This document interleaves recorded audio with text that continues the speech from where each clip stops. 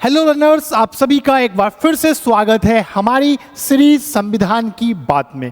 ये सीरीज उन सभी स्टूडेंट्स और उन सभी लर्नर्स के लिए बहुत इंपॉर्टेंट है जो किसी वनडे एग्जाम की प्रिपरेशन कर रहे हैं, क्योंकि आपके एग्जाम में इंडियन पॉलिटी से बहुत सारे क्वेश्चंस पूछे जाते हैं। इस सीरीज से उन लोगों को भी फायदा होगा जो भारत के संविधान को जानने में इंटरेस्टेड हैं। इस सीरीज की हर वीडियो में मैं अभिषेक विश्नोई आपको संविधान के एक एक आर्टिकल को बहुत ही आसान लैंग्वेज में डिस्क्रिप्टिव वे में समझा रहा हूं। मैं उम्मीद करता हूं कि आपको इस सीरीज की वीडियोस पसंद आ रही होंगी और इस सीरीज से जुड़े रहने के लिए आप हमारे प्लेटफॉर्म कक्षा केंद्र को फॉलो कर सकते हैं। अब बात करते हैं आज की वीडियो के अनुच्छेद 7 की। आज हम आर्टिकल 7 आपको समझाने वाले हैं और ये बहुत ही इंटरेस्टिंग सा आर्टिकल है, क्योंकि ये उन लोगों के लिए है जो पहले से ही भारत में रह रहे थे। समझने वाली बात है, मैं आप पहले भाषा नहीं बता रहा हूं, आप समझिए। पहले जो पहले से ही भारत में रह रहे थे, जब डिसाइड हुआ कि भारत का विभाजन होगा, भारत और पाकिस्तान दो देश बनेंगे, तो इन लोगों के दिमाग में क्या आया कि चलो पाकिस्तान चलते हैं, वहां जाके रहेंगे, चाहे ये किसी भी धर्म के रहे हों, ये पाकिस्तान। और जब ये वहां कुछ दिन रहे तो इनको समझ में आया, अरे दद्दा यहां तो बहुत हालात खराब है, वापस चलते हैं, वहीं अपना काम सेट करेंगे पुराना वाला, यहां नहीं हो पाएगा। तो भारत की सरकार ने इनसे पूछा, क्या भैया चले जाओगे, आ जाओगे, अपने मन से चल रहा है क्या सब कुछ? कुछ सिस्टम नाम की चीज है, पाकिस्तान में भले ही ना हो, यहां तो है। तो वही सिस्टम जो है आर्टिकल 7 के द्वारा बनाया गया है। जानते हैं भाषा इसकी क्या कह रही है।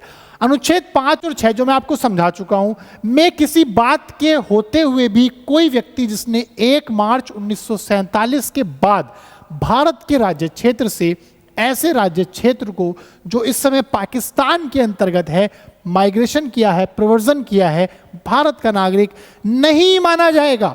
जी हां, जिसने 1 मार्च 1947 के बाद पाकिस्तान चला गया, जब विभाजन की बात शुरू हुई, और वो अगर भारत आता है तो वो नागरिक नहीं माना जाएगा। पहला क्लोज इसका ये कह रहा है, ठीक है, स्ट्रिक्टली मनाई है कि जो चले गए वो भारत के नागरिक नहीं होंगे। लेकिन फिर दूसरे क्लोज में ये बात करता है कि ये भारत के नागरिक होंगे। कैसे, वो जानते हैं। इस अनुच्छेद की कोई बात ऐसे व्यक्ति को लागू नहीं होगी जो ऐसे राज्य क्षेत्र को जो इस समय पाकिस्तान के अंतर्गत है प्रव्रजन करने के पश्चात भारत के राज्य क्षेत्र को ऐसी अनुज्ञा के अधीन लौटाया है जो पुनर्वास के लिए या स्थायी रूप से लौटने के लिए किसी विधि के प्राधिकार द्वारा या उसके अधीन दी गई है। और ऐसे प्रत्येक व्यक्ति के बारे में अनुच्छेद 6 के खंड 6 के प्रायोजनों के लिए यह समझा जाएगा कि उसने भारत के राज्य क्षेत्र को 19 जुलाई 1948 के पश्चात प्रव्रजन किया है, माइग्रेशन किया।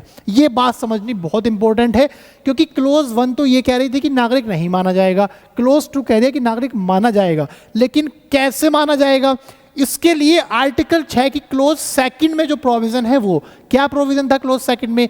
क्लोज 2 ये कह रही थी, या तो उसने 19 जुलाई 1948 के पश्चात क्या किया हो, आवेदन किया हो 6 माह रहने के बाद में। यानी कि भाई ऐसा नहीं है कि आप आए और कर लिया, नहीं, आपको पहले 6 महीने रहना होगा, फिर किसी सक्षम अधिकारी के पास जाके क्या करना होगा, एक आवेदन करना होगा भारत में 6 महीने रहने के बाद, तब जाके आपको नागरिकता मिलेगी। तो इस तरह से यहां मना करने के बाद उन लोगों के नागरिकता का प्रावधान किया गया जो पाकिस्तान से लौट के आए। अब इसको आसान भाषा में समझ लो एक बार।